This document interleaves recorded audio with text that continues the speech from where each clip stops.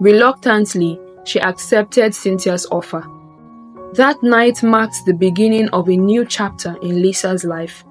She became the woman her mother envisioned, approaching men with a cool confidence, ensuring they paid her for her time. But while Lisa managed to send money back to her mother, the toll on her heart and mind grew heavier each day. One evening, she caught the eye of Jeff, a young, wealthy businessman who seemed enchanted by her. After a few weeks of them sleeping together, Jeff said to her one day, his eyes full of warmth, "Lisa, I know we've just been passing time with each other, but I want more. I want to be with you. I want you to be mine alone." Lisa hesitated, hiding her skepticism. "Look, Jeff," she said coolly, "I'm not interested in anything serious with any of the men I sleep with. Yes, I'll be with you, but I want to be paid. You know I don't do this for free. I need the money for my mother's medical bills, my education, and many more necessities." Jeff's face softened. "Then, let me do this for you. Every month, I will give you an allowance of more than what you make from being with other men."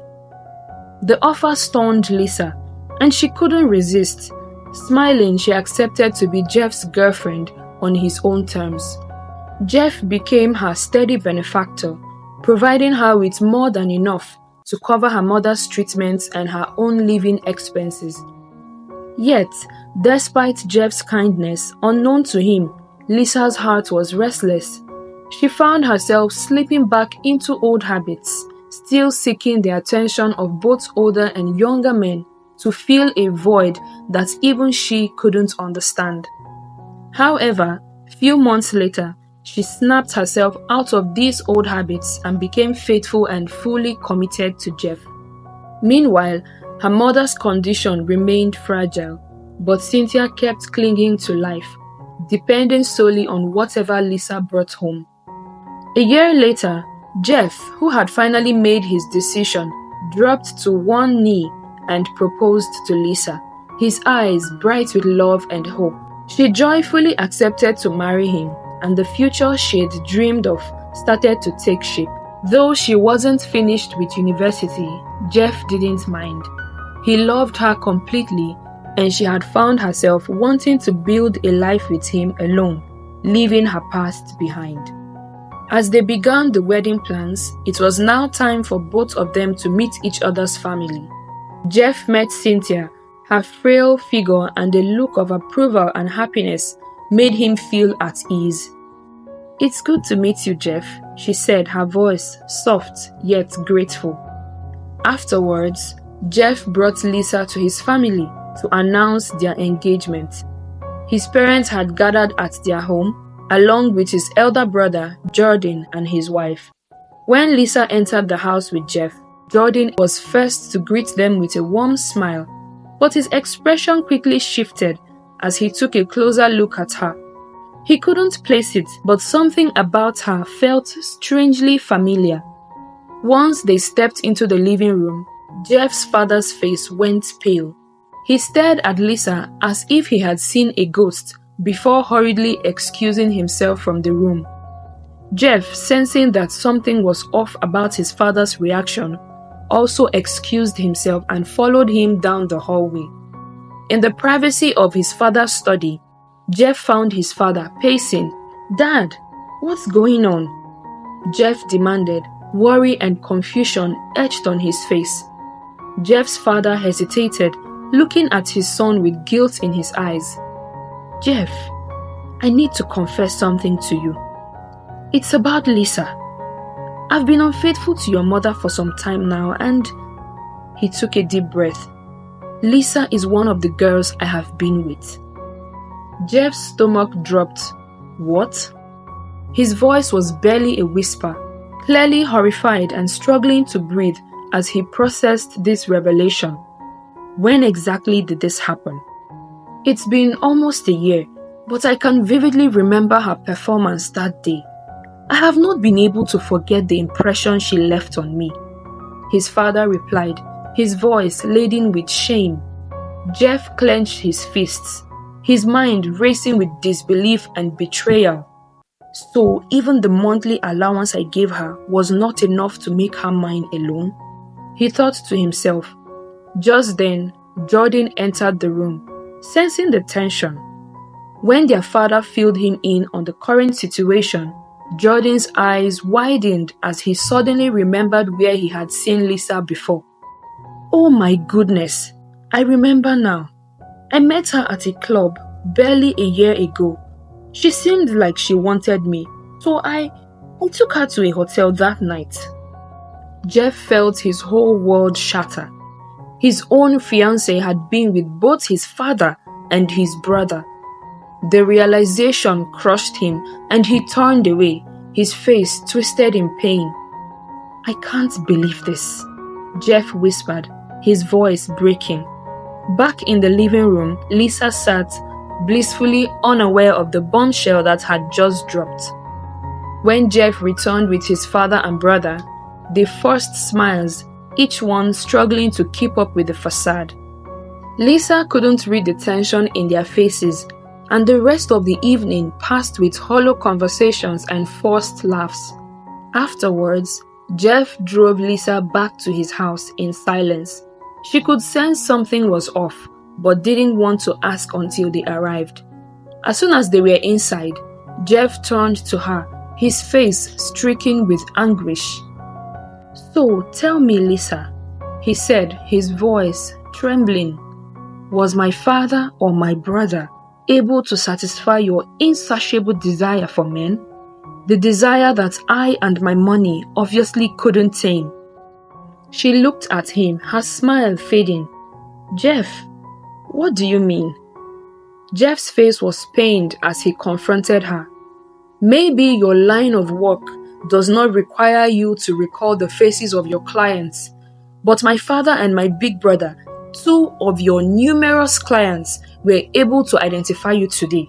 You should have seen the anguish I had to endure when they both described how you gave them a good time. Lisa's face went pale, realizing now what Jeff was on about. Her past, which she had thought was buried, was coming back to haunt her in the worst possible way. She could not recall having anything to do with her intended father-in-law and intended brother-in-law, because her burning desire for men during her first few months as Jeff's girlfriend did not leave her memory enough time to know her clients before moving to the next man she could find. She stammered, Jeff, I didn't even recognize them. I've changed. I'm not that person anymore. I swear. But Jeff shook his head, tears filling his eyes. Lisa, I can't stand the thought of being with you, knowing that you have been cheating on me, not just with random men, but with both my father and my brother. Lisa dropped to her knees. Please, Jeff, don't leave me. I love you. I'll do anything to make this right. I was lost back then, but you've given me a purpose. You've changed me. I don't know how I'll manage without you. You should have thought of that before. I can't, Lisa. I can't.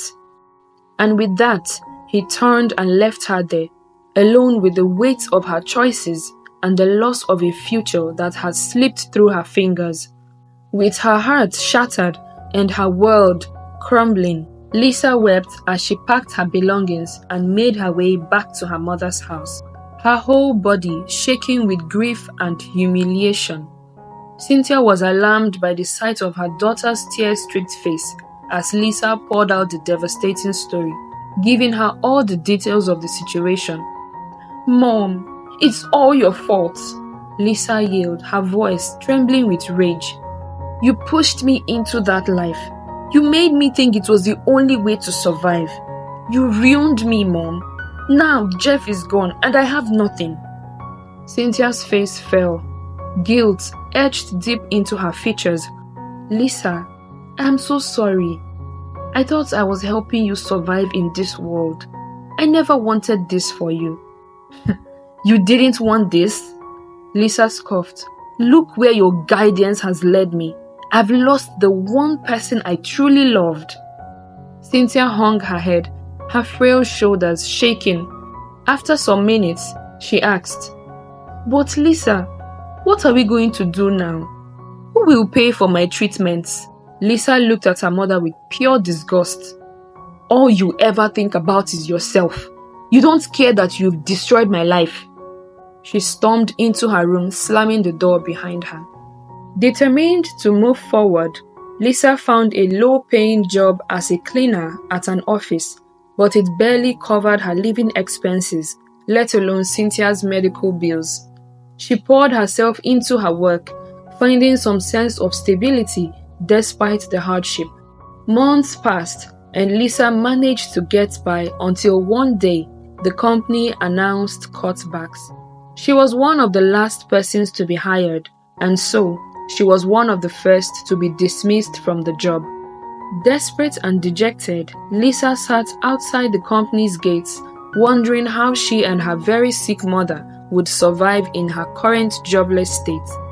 One of the company's interns, named Tina, noticed her, and the sadness etched across her face.